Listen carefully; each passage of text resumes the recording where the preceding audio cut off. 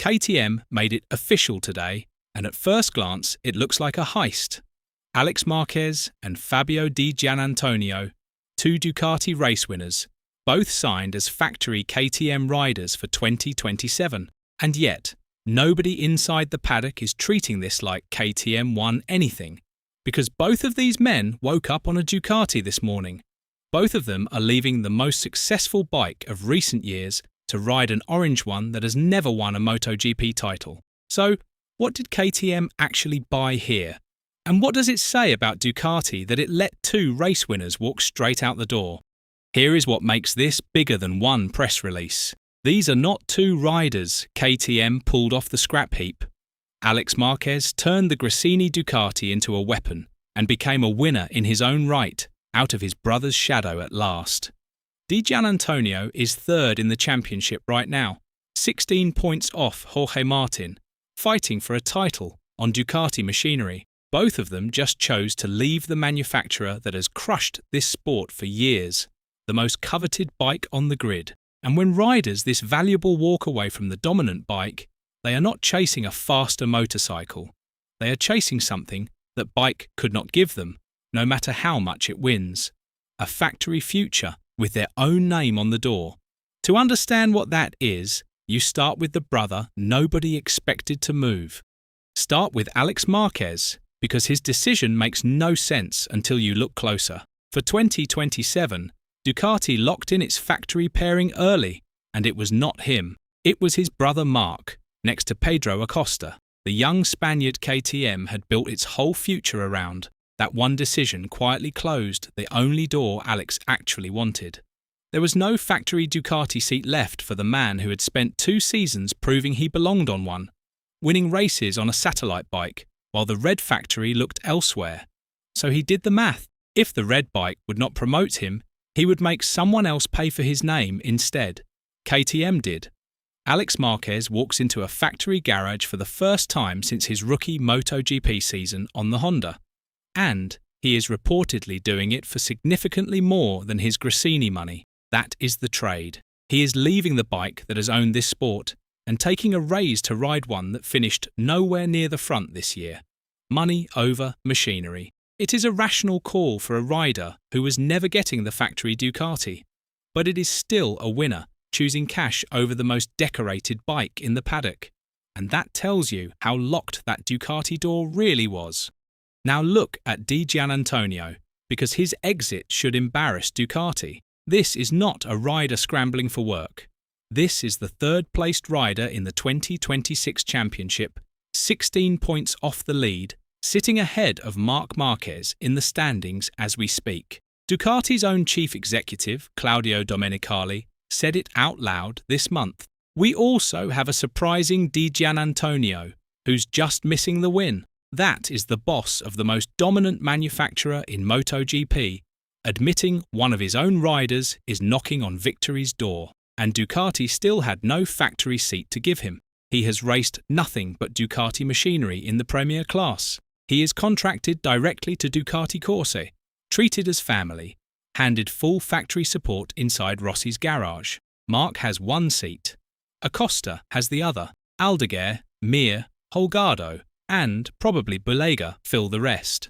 6 red bikes, and the man sitting third in the title fit into none of them. And here is the part KTM would rather you skip past. The factory seat Di Giannantonio just signed was not some spare desk sitting empty.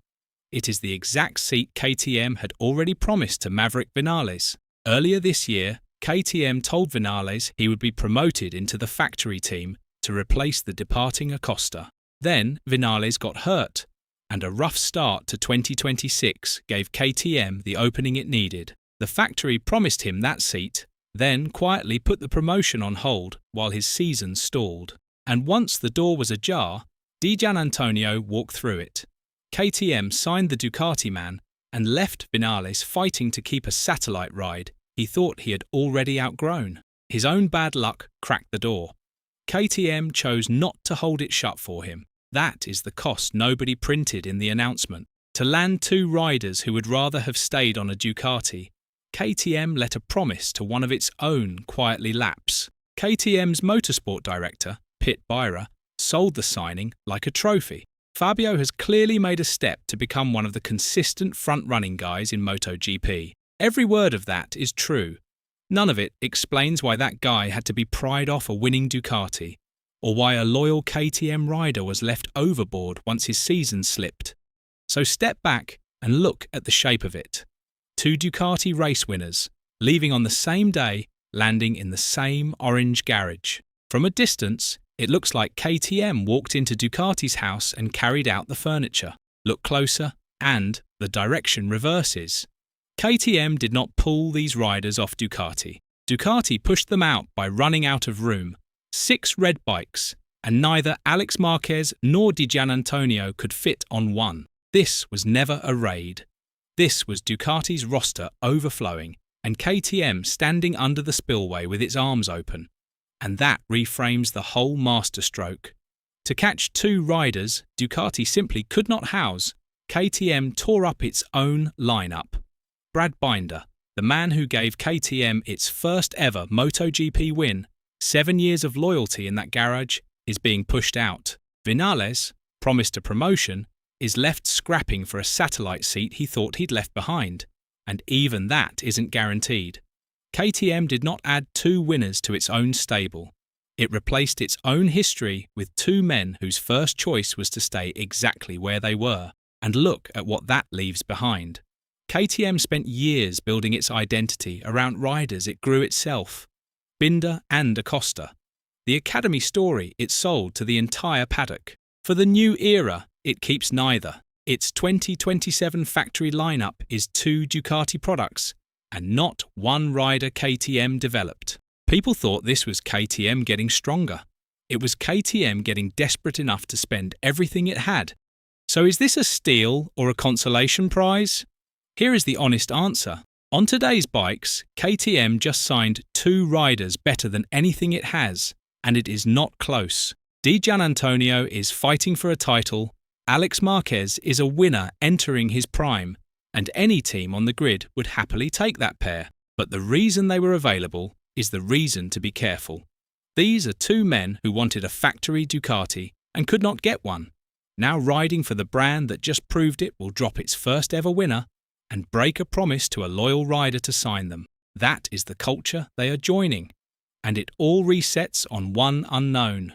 2027 is the new 850cc era, a full rules reset and a blank page where Ducati's advantage could vanish overnight. Get that reset right, and this looks like the smartest gamble on the grid. Get it wrong, and KTM will have burned down its own house to sign 2 riders who spend the year missing the bike they left. So here is the truth. KTM did not beat Ducati for these 2. It caught the 2 Ducati had no room for and paid with its own winner to do it. Is that the smartest signing of the year or the most expensive leftover in MotoGP? Let us know in the comments below. And once you do that, make sure to click on the video appearing on your screen right now.